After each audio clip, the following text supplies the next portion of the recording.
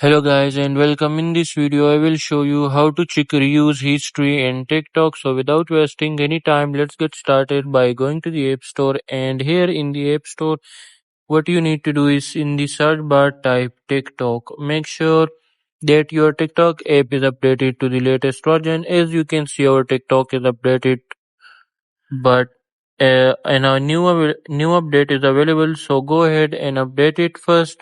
After that, go to your TikTok app. So simply go ahead and open TikTok app.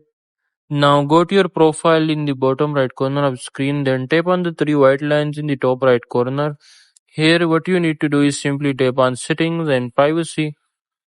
Once you do that, simply scroll down and here you can see reuse of content. Simply tap on it and then tap on the reuse of content history. So tap on it and here you will be able to see the reused content history. For now I have none, so I am unable to see any, but if you do, it will be displayed here. So that's it for this video. Make sure to like and subscribe for more. Until next time, see you soon in another video.